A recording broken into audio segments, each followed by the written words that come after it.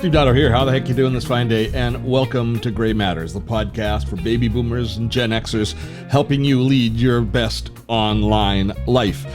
Co-host Vivek Vivan Rosen will be joining us in a few moments. She has a terrific interview coming up with Katie McDonald, which I will fill you in on in just a few moments.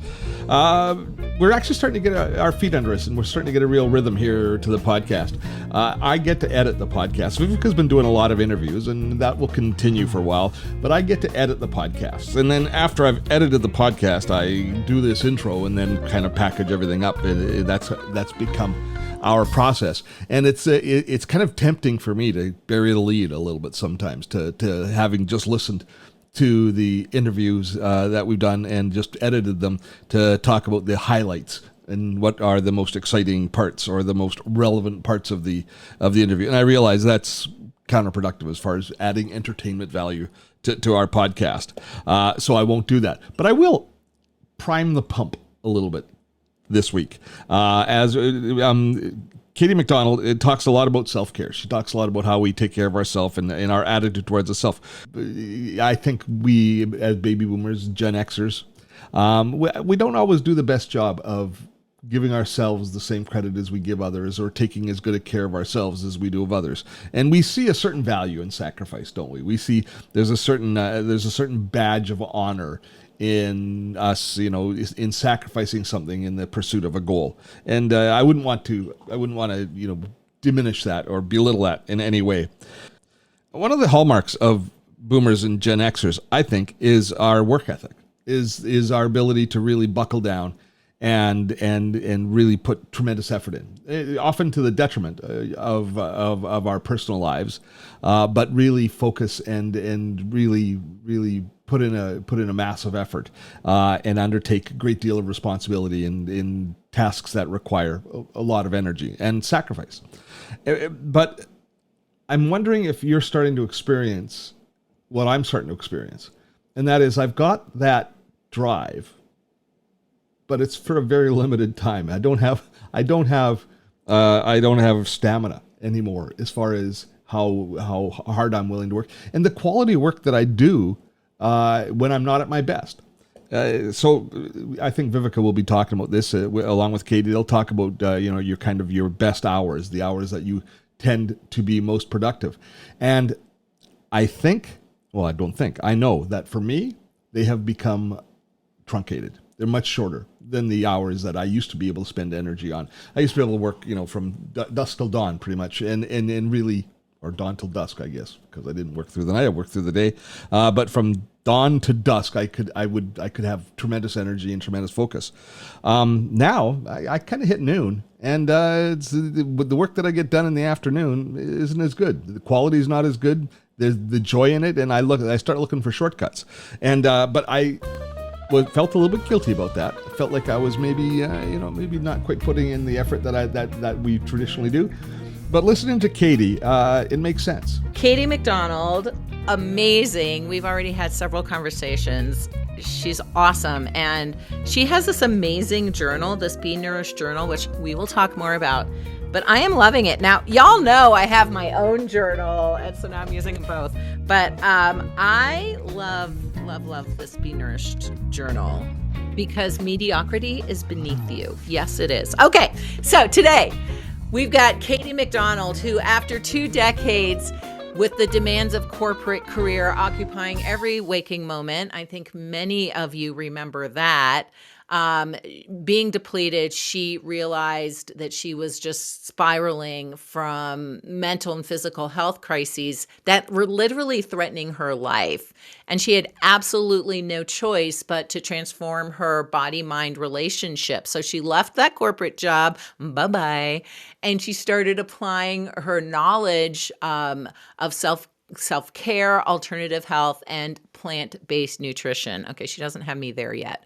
Since then, Katie has been a revitalizing journey. She's been on a revitalizing journey of lifelong self-care, and I love that. She has fully recovered from those years of self-neglect, which, again, many of us have put ourselves through. And so she helps fellow doers embrace that self-care so that they can do more and be more while leading healthier, more intentional, and more nourished lives. I love your balance of all of the things. So you lead with tough love and you inspire, empower, and challenge your audiences.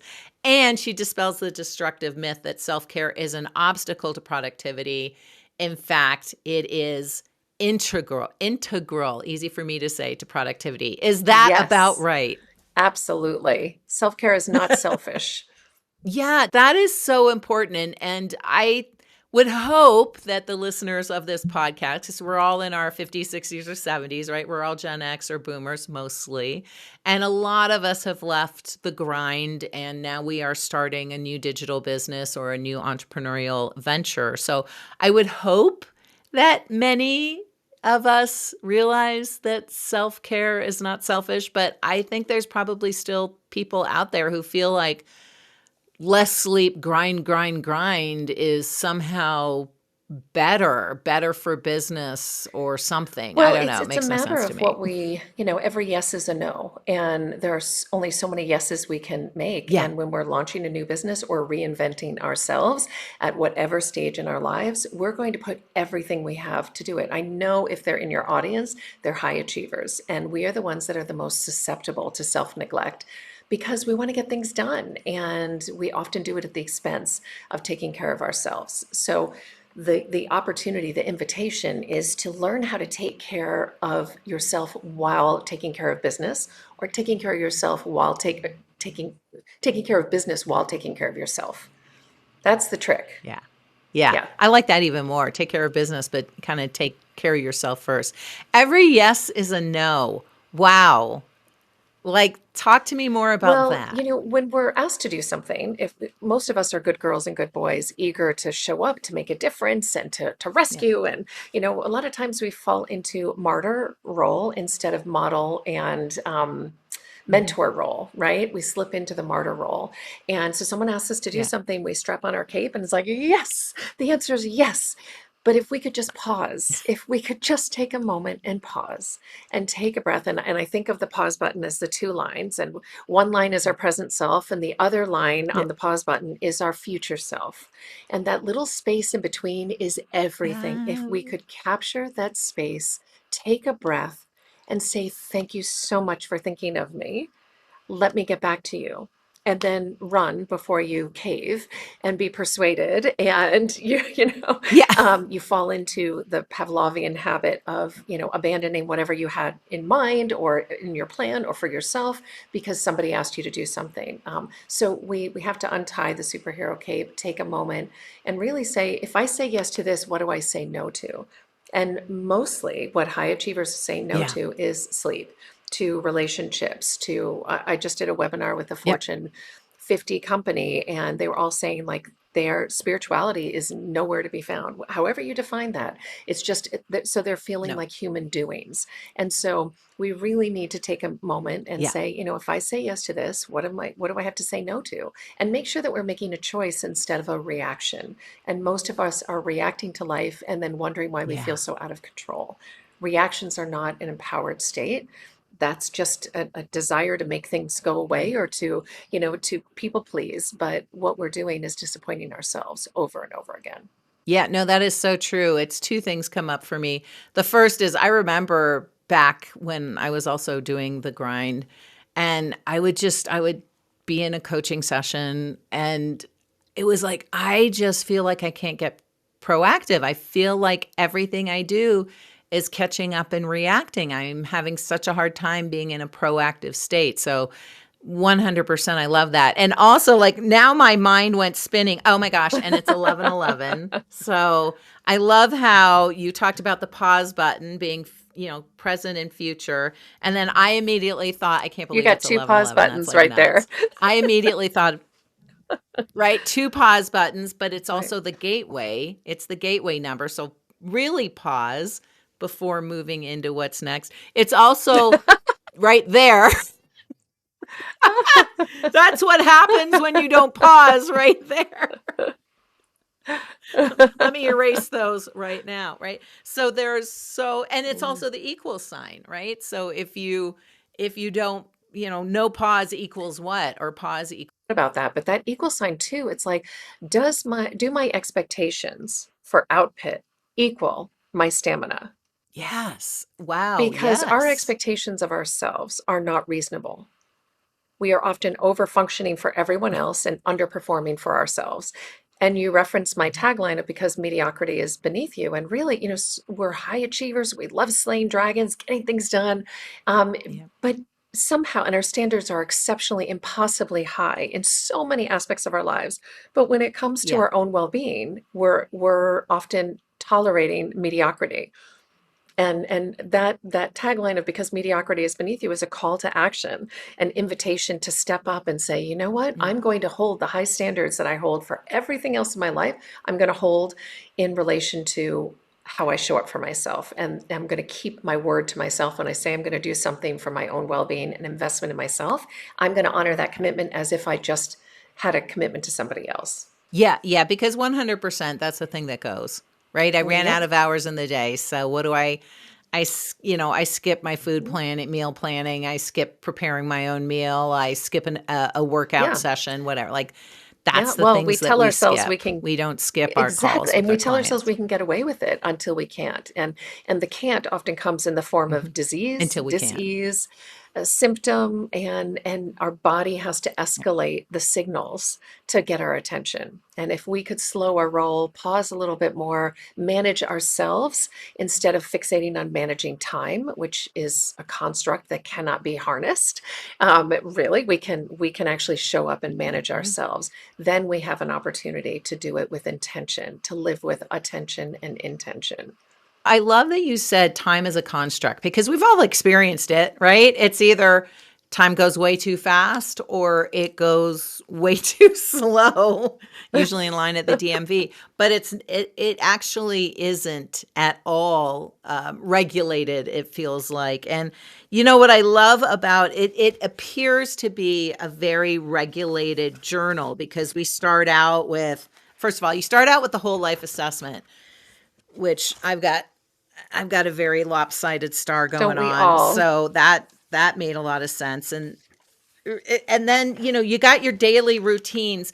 I love you've got the routine you have and then the one you want. That was huge. And so I mean, you've got a lot of formulas to fill out, but it's in filling out those formulas that we find the space, So I what feel you're like. tapping into is what I've called time management, and I make the ME in time management capital because it really is about managing ourselves. And time management is the intersection between self-care and self-discipline. And our job is to find that sweet spot because Yeah. some of us require more discipline in order for us to show up. But we have these two concepts. Self-care is fluff, it's bubble baths, it's just Right. irrelevant and superficial in most people's minds, right? And then Yeah. self-discipline is this Navy SEAL like "Rrr," and our job is to like Yeah. bring the two together, and that Venn diagram of that intersection is where time management is, that we are taking care of ourselves, we're still taking care of business, and those things used to not coexist. I mean, when I started this work 15, I mean for decades, but really seriously for 15 years, I realized I couldn't fit into either one. I'm not Mhm. fluff. I love getting things done, but there was a heartlessness and a soullessness to the time management of yesterday and the driven nature that frankly isn't sustainable. And so that's when I started exploring how can I bring these two worlds together? And the planner you're referencing was my solution. There are the coaching tools I use Yeah. in coaching with my client, and I wanted them to be held accountable to the elevated version of themselves. And if we Yeah. don't have a touch point, a talisman, so to speak, throughout the day to remind us, we will cascade into the slumber. We will fall into the human amnesia of forgetting ourselves. Yeah, yeah. Physician, heal thyself. So you work with men and women. So one of the things that was interesting to me is and I don't know why my camera's going super dark, but whatever. Because I'm confused and I'm questioning. So one of the things that I'm fascinated with is structure in the work lives of men and women. And I think they're different. I think men are a little more used to a 9 to 5 or a 6 to 10, depending on how early they wake up and when they stop working. And women force themselves into that go, go, go type schedule. But I think women tend to be more cyclical. And I love that you've got this balance of very structured, but also very intuitive. So what have you found yourself as far as creating a healthy schedule for yourself? And does it differ between men and I'll women? address the men and women piece of it, which is there are absolute differences. And I think, as these are generalizations, of course, but men tend to be better at compartmentalizing, whereas women are tuned in to other people's needs. They're, addressing and anticipating, right? All this time, this level of vigilance that we're carrying for so many people simultaneously that Yeah. it's like a bird's nest. There's not room for another one, including ourselves. And so I think that's a piece of it. Right. And the way out of it, I believe, is learning this transformational question that we rarely ask ourselves, which is, what do I need? Not what do I need to do, because I know we can answer Yeah. that in a split second, but what do I, with the emphasis on I, need? And when we ask that question with regularity, Yeah. when we're asking that on a daily basis, and our soul and spirit and mind, they have the answer. They've been waiting to be asked. Please ask me. And when we get the answer, the next step is to actually honor it, even when it's inconvenient. Our needs are going to inconvenience other people. There's no question. And we have to be Yeah. okay with that. We have to get over any obstacle around that and simply say that my needs are legitimate, and sometimes they're going to inconveniencing other people, but so that I don't disappoint myself again. So an example might be when you take a moment and you say, you wake up in the morning and you say, what do I need? The answer might be, wow, I need more sleep. Okay. Now I may look at my calendar and be like, well, I've got an event tonight. And I need to take a Yeah. moment and say, am I going to honor that commitment? We get to change our mind. Sometimes we need to change our mind. We don't have to be sick and have a crisis to change our mind. We can change our mind. I believe in being a person who does what they say they're going to do. But I also believe that we need to take the context into consideration. It's like, okay, maybe I need more sleep, and maybe I don't go to that event. Maybe what I do is show up a little bit later. Maybe I move things around so that I'm taking a nap during the day. Like really saying, what do I need? And then honoring that need, even when we don't feel like it. And even when we don't have the motivation, because motivation is a fickle lover. It is an unreliable source of information. We should not be consulting our motivation or our mood. We need to consult the wise self, right? The wise self that is tuned in to ourselves. Yeah. Yeah. No. Oh my gosh. I love that. That discernment there. I never want to feel like I'm pushing the river. I feel like every time I push the river, every time I effort around, we have the same glasses. Of course we do. Every time I effort around something, blog post, business plan, whatever it is, it ends up like self-destructing anyway. So I'm kind of like, well, I should, I spent all that time doing it and then I didn't end up using it anyway. But that is different than just not being in the mood. And can you talk a little bit, like, how can we tell when we're just not in the mood because we're tired or hungover or whatever, we have inner demons, or we're just whatever, for whatever reason, we're not in the mood, versus really this is not something you should be doing and you're pushing the river here? The question might be like, wow, it's an invitation to be curious about ourselves. The relationship we have with ourselves will outlast all others till death do us part. And yet it's the relationship we neglect and avoid, show no curiosity about, etc. So really just saying, what do I need, is this opportunity to be like, hey, so let's say we didn't sleep well. Okay. Let's say we didn't sleep all night. It's like, okay, we didn't sleep well. Well, instantly we know we're not going to be at our best. Like this is a fact, right? So what do I need? Better sleep. Okay. What could I do today to preserve sleep tonight? Because that's going to have all the difference in how productive I'm going to Hmm. be. So maybe today is not as productive as I plan to be, especially if you're a Yeah. solopreneur. It's completely up to us to craft a day. We start with just 24 hours sitting, the workday sitting in front of us. What are we going to do? We build it, we create it. So really Yeah. understanding where we are and our capacity. I know if I haven't slept well, creating a blog post or forget it. Yeah. It won't happen. I have struggled and Yeah. muscled through, and it's not worth it. And what I actually create is a fraction of what my true potential is. So I've learned now to ask, what do I need? Yeah. Let the answer come. And the wisdom is mind-boggling. It's already there. It's not in an outside source. It's already within Yeah. us. So our job is to still ourselves long enough to hear that answer and then implement it. And what happens is we start learning our energy cycles. We start tuning into that. We understand and we let go of the rigidity that sometimes we put in place when we start our own business. Hmm. We often leave businesses, that were not in alignment with our values, didn't see us as human beings. We were just Yeah. human doings, like so many reasons that we leave an organization, but not feeling the respect. And then we replicate it on our own. So we need to break that cycle and say, okay, so maybe I'm going to wake up like I sometimes I might all of a sudden just feel inspired to start writing and I write and I go with it. So I try to create as much space as Yeah. possible between commitments so that I can honor and meet me where I am. And when I do that, it's so much Yeah. easier. What would have taken 5 hours can sometimes take 5, 10 minutes because I was tuned in enough with myself. And I know you know this. This is your work as well. Yeah. Yes. Yeah, and that's that cyclical nature. I love that. Yeah, forcing the river, especially Yeah. around creative acts. It just Well, you sometimes you really have to, can't. let's be real. Sometimes Uh we just have to, right? I mean, you have But yeah. to your point, if we are going to be more successful, we're going to preserve and generate more energy when we actually are timing it in a way. That's why I have you actually craft your dream week, because ideally the dream week is a Mhm. reflection of like I tend to not see clients at the end of the day.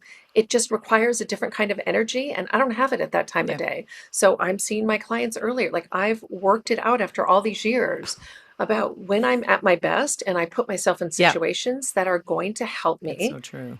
flourish and try to avoid situations that are going to undermine my, likelihood to be successful.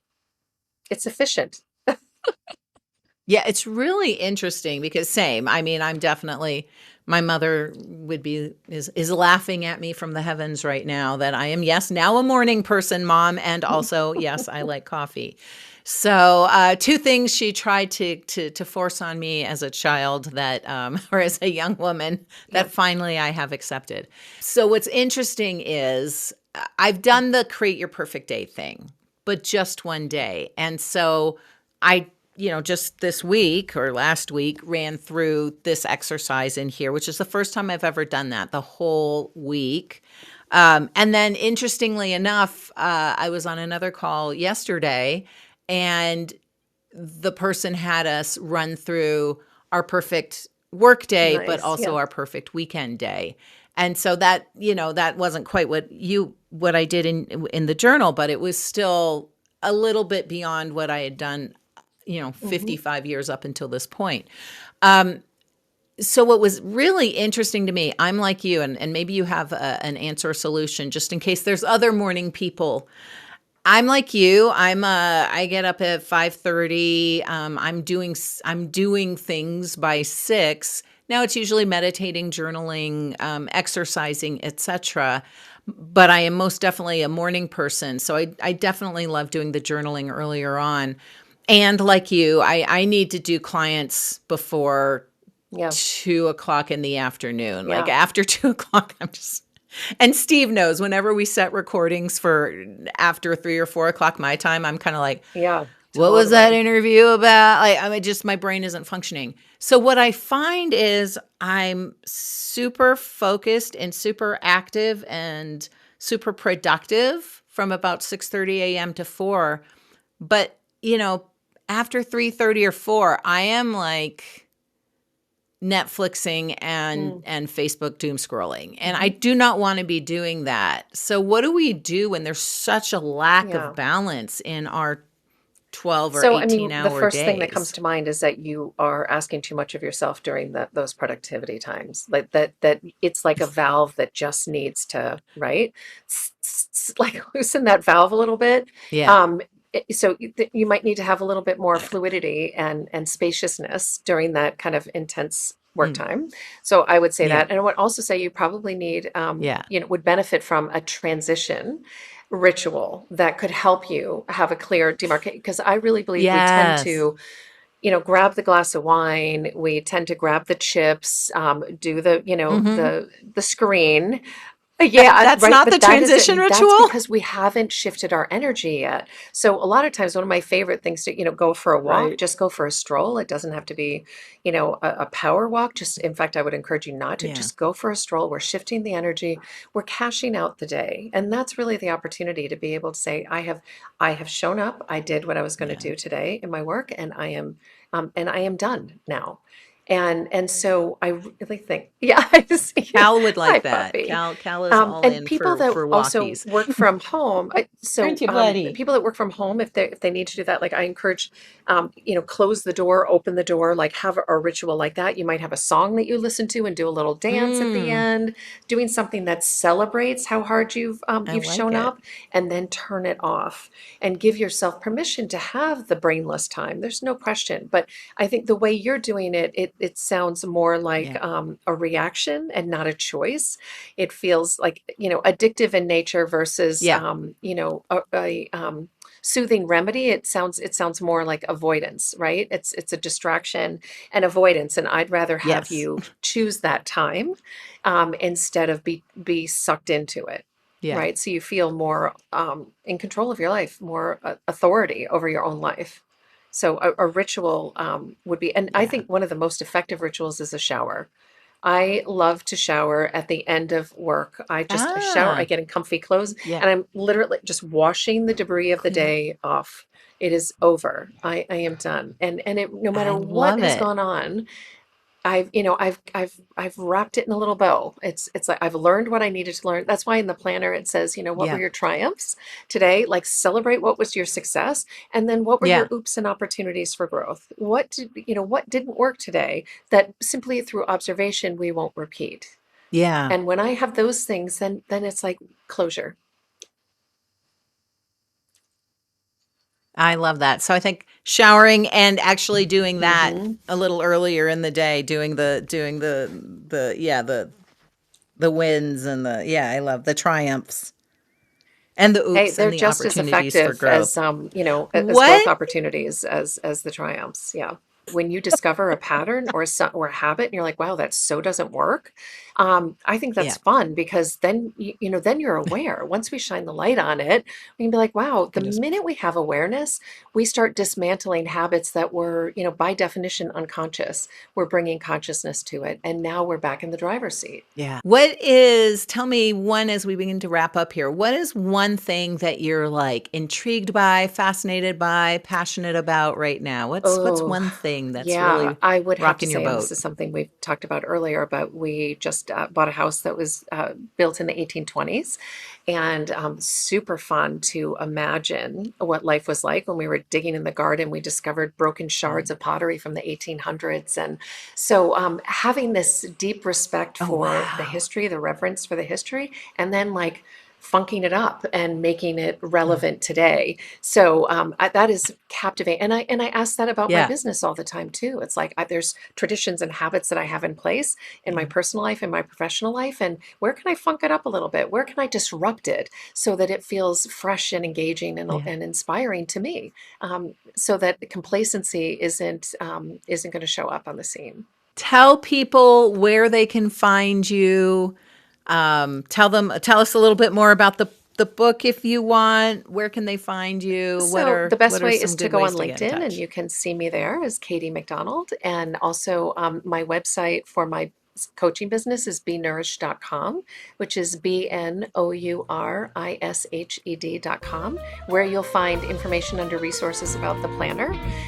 that comes with the digital course. And then I'm also a professional speaker, and you can find details about hiring me to speak as well.